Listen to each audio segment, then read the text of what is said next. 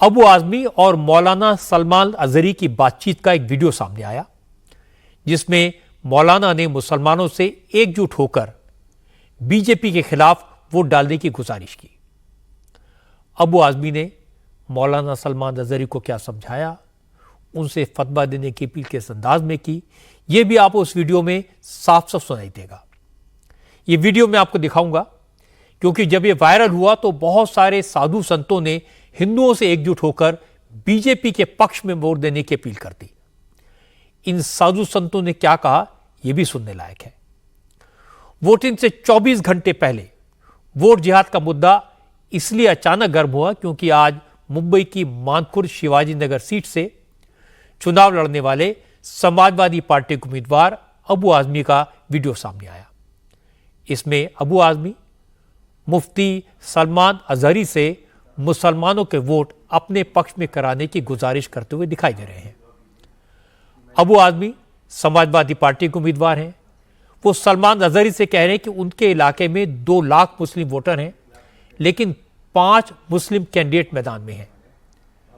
अगर मुसलमानों के वोट बटे तो इसका फायदा बीजेपी को होगा। अबू आजमी मुफ्ती सलमान अजहरी से गुजारिश कर रहे हैं कि मुफ्ती साहब उन्हें जीत की दुआ दें, मुसलमानों को एकजुट होकर वोट करने का मैसेज दें। कैसे तशरीफ लाना हुआ? देखिए, मैं कई दिनों से सोच रहा था कि आपसे मुलाकात करूं। जब आपके तो केसेस हुए तो हम लोग बहुत फिक्रमंद थे और आप आए तो मुझे मुलाकात करने को बहुत दिल था। और अभी इलेक्शन भी है जी जी, तो मैं तो खासतौर से अभी तो आया कि आप मुझे दुआ कीजिए कि मैं इस इलेक्शन में चौथी बार लड़ रहा हूँ इलेक्शन। अच्छा। और इस इलेक्शन में मुझे कामयाबी में रखी कि मेरे यहाँ 1,90,000 मुस्लिम वोट है और 5 लोग लड़ने वाले हैं और 1,50,000 वोट है और नाम उसको 1 लड़ने वाला है।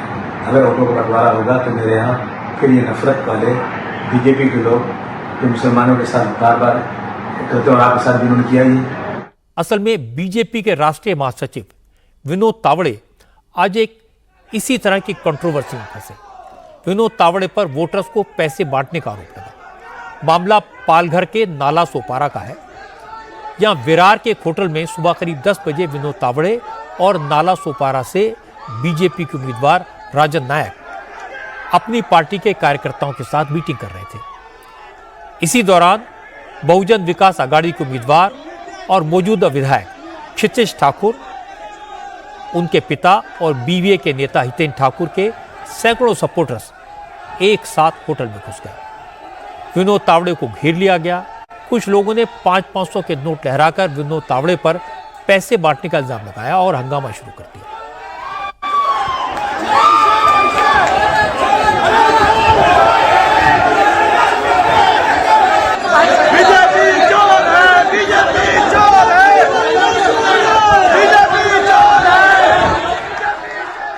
हालांकि विनोद तावड़े ने हंगामा करने वालों को समझाने की बहुत कोशिश की, लेकिन वो बीजेपी चोर है के नारे लगाते रहे।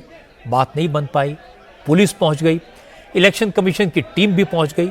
पुलिस के सामने क्षितिज ठाकुर और हितेन ठाकुर ने कुछ डायरियां दिखाई। दावा किया इन डायरियों में उस पैसे का पूरा हिसाब किताब है जो बांटा जा चुका है और जो भी बंटना बाकी है। बहुजन विकास आघाड़ी के कार्यकर्ताओं ने विनोद तावड़े को अपने साथ बैठाकर वहीं प्रेस कॉन्फ्रेंस करने की कोशिश की, लेकिन पुलिस ने उन्हें बड़ी मुश्किल से रोक दिया। कल यूपी में भी 9 असेंबली सीटों पर बाय इलेक्शन के लिए वोटिंग होनी है। वोटिंग से पहले आज समाजवादी पार्टी ने चुनाव आयोग से मांग की कि वोटिंग के दौरान पोलिंग बूथ पर मुस्लिम महिलाओं को पहचान करने के लिए बुर्का हटाने के लिए मजबूर नहीं किया जाना चाहिए। समाजवादी पार्टी के प्रदेश अध्यक्ष श्यामलाल पाल ने चुनाव आयोग को चिट्ठी लिखकर मांग की है कि पोलिंग बूथ पर पुलिस कर्मियों को वोटर्स के पहचान पत्र की जांच करने से रोका जाए, क्योंकि आईडी कार्ड की जांच के बहाने मुस्लिम वोटर्स को वोट डालने से रोका जाता है। लोकसभा इलेक्शन के दौरान ऐसा हुआ था, इसलिए इस बार आईडी कार्ड चेक करने की जिम्मेदारी सिर्फ इलेक्शन ड्यूटी पर तैनात चुनाव अधिकारियों को ही दी जाए। समाजवादी पार्टी का इल्जाम है कि उत्तर प्रदेश सरकार के इशारे पर पुलिस और प्रशासन समाजवादी पार्टी के सपोर्टर्स को डराने की कोशिश कर रहा है। समाजवादी पार्टी के नेताओं को रेड कार्ड जारी किए जा रहे हैं। चुनाव आयोग को इस पर एक्शन लेना चाहिए। और इसके बाद अखिलेश यादव ने कहा बीजेपी कुछ भी कर ले, इस बार उसके मंसूबे पूरे नहीं होंगे। समाजवादी पार्टी सभी 9 सीटों पर जीतेगी। जो बाई इलेक्शन उत्तर प्रदेश में हो रहे हैं, भारतीय जनता पार्टी अपने कैडर से चुनाव नहीं लड़ रही है, अपने कार्यकर्ताओं की ताकत पर नहीं लड़ रही। दावा तो ये करते थे कि उनके पास पन्ना प्रभारी हैं, अब वही पन्ना प्रभारी जिलाधिकारी कैसे हो गए, पन्ना प्रभारी उनकी पुलिस फोर्स कैसे हो गई। अभी जो वीडियोस सामने आए हैं, चाहे वो कानपुर से आया हो, कुंदरकी से आया हो, या अभी सुनने में आ रहा है कि रास्ता बदले जा रहे हैं, रास्ते रोके जा रहे हैं, सुरक्षा बल का जो पेट्रोलिंग है या सुरक्षा बल की जो मार्चिंग है, आप समाजवादी पार्टी के जो बूथ है उन्हीं पे क्यों करा रहे हो? आप अपने बूथ पे क्यों नहीं करा रहे हो? झारखंड में कल दूसरे और फाइनल फेज के लिए 38 सीटों पर वोटिंग होनी है, लेकिन उससे पहले पप्पू यादव का एक वीडियो काफी चर्चा में है। कैंपेन के दौरान पप्पू यादव झारखंड की गांडे सीट पर हेमंत सोरेन की वाइफ कल्पना सोरेन के लिए वोट मांगने पहुंचे थे। पप्पू यादव ने अपनी गाड़ी के आसपास खड़े लोगों से पूछा कि कल्पना सोरेन को आशीर्वाद देंगे या नहीं, तो वहां खड़े लोगों ने कहा आशीर्वाद तो जरूर मिलेगा, लेकिन वोट नहीं मिलेगा, क्योंकि वोट तो बीजेपी को देंगे। बिहार से देश से चल के अपनी माँ के पास आए और अपने खून से हम आशीर्वाद लेने, दीजिएगा ना आशीर्वाद?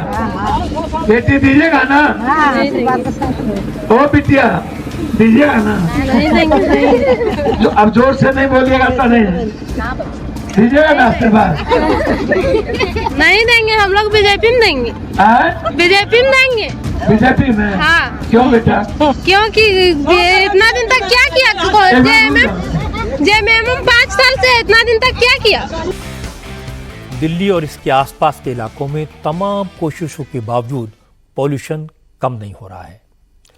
आज भी दिल्ली के कई इलाकों में AQI 500 से ऊपर था। हालांकि थोड़ी देर के लिए धूप निकली थी।